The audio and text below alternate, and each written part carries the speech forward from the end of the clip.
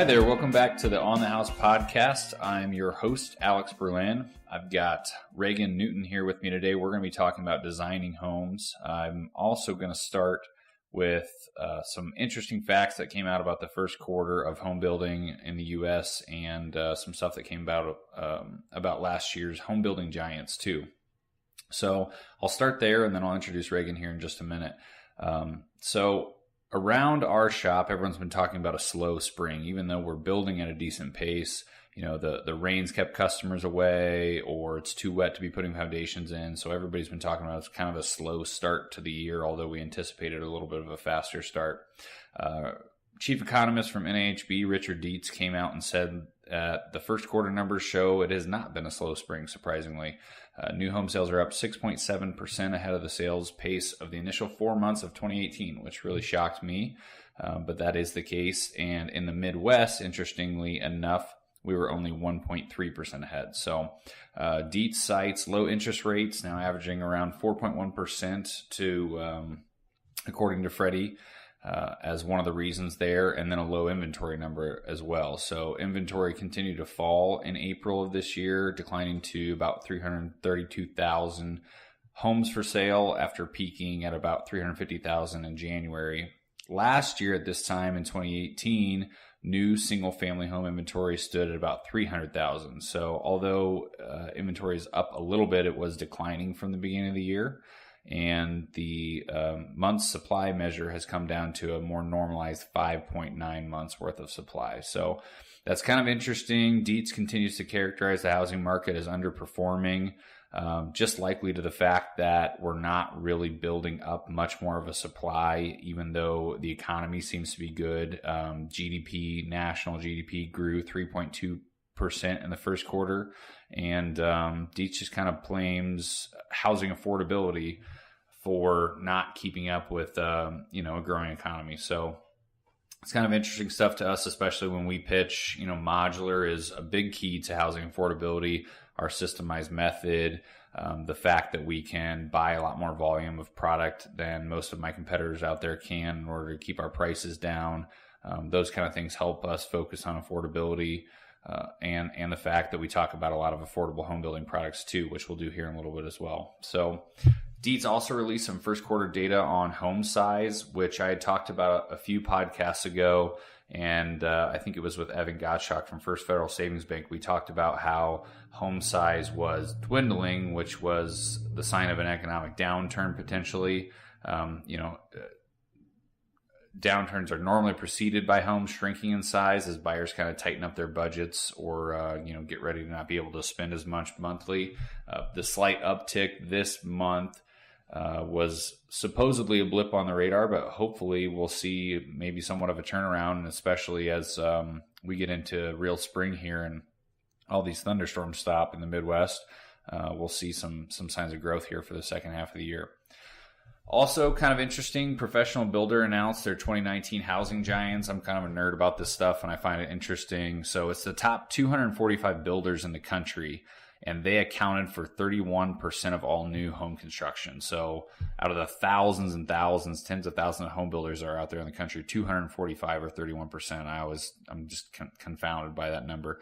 So they totaled about 370,000 closings in 2018. And out of those 245 builders, the top 20 were 20% of all national closings. So we're talking about the big production style builders who are doing land style development and building on their own tracks. They were 20% with 237,864 closings. So I find that information pretty interesting. Reagan's probably over here yawning at me already and starting to get ready to talk about design stuff. Out of those housing giants, Lennar is the biggest at $18.8 billion. They grew about 70%, though. That was mainly based off of the fact that they were merging or acquiring with some other businesses. But they did about 45,000 closings on their own. They were outclosed by the number 2 in revenue, which was D.R. Horton, who managed about 53,000 closings. The smallest of the top 245 builders is Conway Homes in Texas. They did about $20 million with 105 closings. So what's interesting is a lot of people have heard that number around our shop, knowing that we're going to do about 300 homes this year, and said, hey guys, why aren't we on the radar of that top 245? Well, again, we're the biggest subcontractor in any job, but our builders are ordering pieces of homes from us and completing everything on site, foundations, garages, porches, add-on rooms. So although we're going to do 300 homes this year, we're not doing the full package closing, so we're not kind of considered in that information. The last thing I want to cover real quick here before Reagan falls asleep is pricing and tariffs. Everyone's been talking about what the Trump tariffs are doing.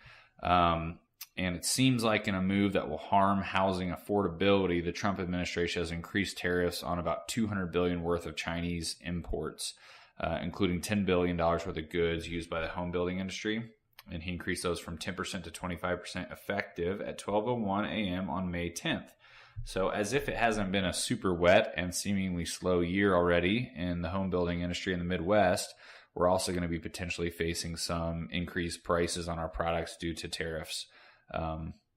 Last year's 10% tariff on the same goods, which represented about $1 billion tax increase on residential construction, that jump to 25% could be equivalent to $2.5 billion, basically tax on housing. So it'll be interesting to see where that thing goes. Although the economy's done well and most of our builders have done well under the Trump administration, it'll be interesting to see how product prices change. So that's enough of my boring geeky update for today's podcast. I want to introduce everyone to Regan Newton, again, who's been designing some of our homes, some of our floor plans and the brochures, most notably our models recently. But to start off, Regan, welcome to the show. Thank you. Yep. Yeah. So tell us all how you got interested in home design. I think the interest kind of sparked when my husband and I built our house. So we've been in our home 3 years now, and just going through the whole building process really sparked an interest in learning more about design, and kind of had fun with it, and it's just carried on from there. That's like the opposite of what most people tell me after they get through the home building process. It seems like most people say, well, we thought about getting a divorce. Yeah, there was not that getting struggle into the too. Design. I think that was the only thing. The design was the fun side of it, because obviously we were homeless for 13 months and living with our parents. So it was, the design part was what kept my sanity, I feel like. That makes sense. I'm always telling people too that with our construction process, that design, the fun parts all kind of encapsulated in the beginning. Like everyone gets to pick all their fixtures and features and all that stuff. Mm-hmm. And then once they sign on the dotted line and we go, the hard part's done, so the fighting's over and the designs are chosen, and then now it's just time to let us sit back and rock and roll. So I kind of like to use that as a feather in the cap of modular. So I'm glad you pointed that out, that you were living with your in-laws for 13 months today. Yes. Took a little longer than anticipated. So Regan really, really helped with the design process of the Avery model, which, all of our builders know we've been marketing to the hilt lately because we've had such an incredible response to it. In fact, it won an NAHB award for design at the 2018 International Builder Show, which was a big feather in our cap, something we've never gotten to do before, which was awesome. So congrats on that. Yeah. Hats off to you, Regan. But tell us a little bit about the design of that home. I know structurally we had in mind an idea for a model, and you came in and said, no, we gotta change this up. Let's push some walls around. What were you thinking during that time? When Alex first gave me the floor plan of the house that they were thinking about building for their next model, my first initial thought when I saw it was it lacked the open concept feel. And after living in a home that was not open concept and then building a home with open concept, there's such a big difference in the family feel to the home that I just knew that we had to figure out a way to get that model in an open concept. Yeah, no kidding. We've heard that term. Since I've come into the industry, everybody's been pushing open concept. So, it's interesting. I was almost kind of had my nose up at it for a minute, just thinking well, it's got to die down sometime, but it just doesn't seem like that trend is going to go away. Yeah, I don't see it. I don't see it ever leaving, but you never know. There's stranger things have happened. But, so yeah, just working with moving few walls around and changing kind of the layout of the house, switching the living room and the utility room, we were able to make that model an open concept model. And I think it's really worked for you guys. Oh yeah. Yeah. It's been a huge boon to the model center. And we'll see if Zach, our marketing assistant, can post the 2 different floor plans into the show notes here today.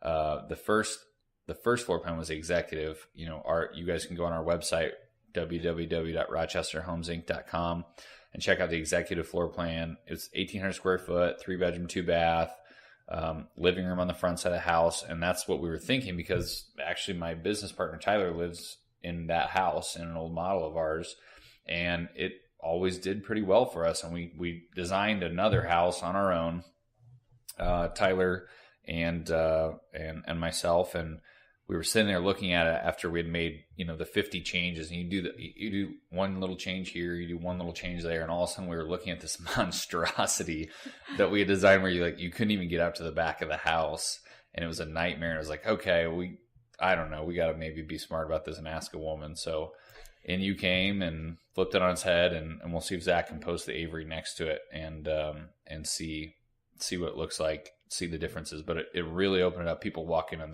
their jaw drops. It's really, you can see straight through to the back of the kitchen, and the living room is really nicely situated. So tell me more about what it's like. A couple of the models you've worked on so far, we've said, okay, this is definitely the plan we want. And now you pick the color scheme, or one, unfortunately, I think we had already picked some colors and we said, hey, try to finish this out. Yes. But tell me about what it's like. How do you start with a blank slate like that? I mean, just that whole thing confuses me. I usually like to, with the model houses that we've done for you, or that I've done for you, and then with my house, I like to call the kitchen like the hub of a home. So I start with the kitchen and cabinets. I start with cabinets, and then once I know a cabinet color, I think everything else kind of falls into place as far as a countertop, flooring, and then paint color is usually my last decision that I make.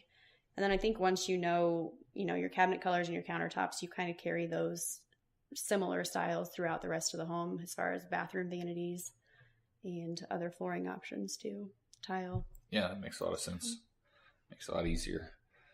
So we talked a little bit too about, when we were going through that process, like I naturally want to stick to like one style. Like I want it to be like modern, but not too modern for the Midwest, obviously, and then of course farmhouses are so popular right now. So like we were talking before about Joanna Gaines' book Homebody, and how one of the first lines of that I read was like, hey, at the end of the day, I realize I'm a professional designer, but the bottom line is I'm good at what I do because I'm willing to just love it. I'm willing to put my style on it, mix it up, and love it.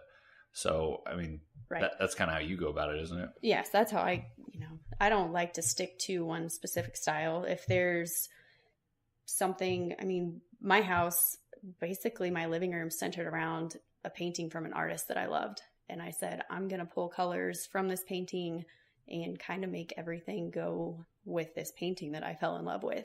If you find like something to be like your focal point, or just something that gives you inspiration for the rest of your home. And that's kind of where I like to start. I helped a friend with something, and she said, I have this, just this family piece that's been in my family forever, and I want to keep it in my living room. What can we do to make my living room seem updated and more modern, but yet keep this piece of art here? So I think everyone has their own taste, and you just kind of go with the feel of that person and what they want in their house. Yeah, that makes sense. That's a good idea. So Joanna's book goes through like these 6 styles: farmhouse, modern, rustic, industrial, traditional, boho. But then she spends like the next however many chapters saying, go for it. Just do your own thing. Yeah, mix it up. Mix it up. Don't be scared to mix it either. So I think too much of one thing tends to make a home stale, or there's just not, it doesn't set it apart or make it unique if it's all the same throughout the house. Yeah, that makes a lot of sense to me. Like I've said in the past, we've tried to do a lot of our own design on the models, and have run into that staleness when we're trying to focus on let's pitch this to, let's pitch this to lake housers. And so we go in and there's suddenly rope or seashells on every single wall. So that makes a lot of sense. So you recently went to a design seminar down in Indy. Can you tell us a little bit about that? The design center, that was the first time I had been down there, and that is a pretty cool building. It's neat, isn't it? Yeah, it is neat. I still don't quite understand why it's there. Yeah. Like looks like a really expensive building. It's great, but it's kind of like, how did the design center even come about? Is a question that I've wondered, but it's a neat tool for designers to use. They do offer a lot of design classes. I think usually about one a week they offer down there that you can just go and sit in and listen to. And a lot of them are no cost at all. I know that a lot of them are even like free lunches. And there were a few that they had marked like bring a canned good item for a local food pantry or something like that. And that was basically your payment to sit in on the design class and learn from different designers. Yeah, and you can get CEU credits and all kinds of stuff. That's it's the Indiana Design Center down in Carmel, right? Yep, yeah. It's right downtown Carmel. Okay, so this one was specifically presented by Kohler, which we don't offer anymore, but we love the product. We love the brand. It's just, we're trying to keep our homes a little bit more affordable, and Delta has a killer product that has a nicer starting point for us. So we're able to start with an entry-level product and then go up from there and still have a lot of offering. But we just recently moved away from Kohler, just like I said, due to affordability, but still love their product. So they put it on, and we're focused on bathrooms or... They did touch on bathrooms. It was more color trends throughout the house, and a lot of some of their newer products, like newer fixture finishes. They touched on that a tad, what the popular finishes were. And so what are they? And she said their most popular right now is matte black. Matte black. I just had a couple guys with Leatherman Supply on here, Justin and Kevin, and we were talking about how incredibly popular the black windows have come to be. And Kevin was supposed to get me numbers on how much of Anderson's market share is their black product right now, but he's fallen on his face with that. So Kevin, if you're listening, get it together, man. Yeah. It was, she said mainly, I think it was a matte black kitchen sink faucet. Really? It was like in high demand right now. Did they talk much about the fact that like brass and gold are coming back? They did. They touched on that, and it's not like that shiny brass that you not picture. polished. It's more of an antique brass is like the word, I think the word that they used, and copper tones. They said were coming back, and they said another popular one is rose gold, but they said rose gold is very tricky. Yeah, I bet. So they said you can take rose gold. They just said there's a lot of different finishes that could be considered rose gold, but they said somebody comes in and they're very specific about how much pink undertones they want when they want something that's rose gold. Yeah, that makes sense. And they said it's probably their trickiest fixture color. I don't know if I showed you the new Samsung colored Tuscan that they came out with at this year's 2019 International Builder Show. I didn't know what to expect from it. I had heard the name before I saw the color, but you walk in and the whole theme was like a Tuscan village. And so the lighting was a little dim in there, so you couldn't quite see it. I think maybe what they were going for, but it looks like stainless steel until you kind of tilt your head the right way into the right light, and all of a sudden you can see this hint of what I would have called rose gold with it, just like a pinkish gold. And that was their new appliance color. So it must be coming on strong to do that with an appliance. I mean, that seems like a major commitment.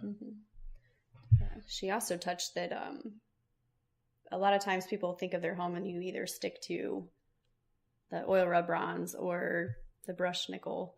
And she said mixing metals is very on trend right now. Really? To not be scared to mix your fixture colors.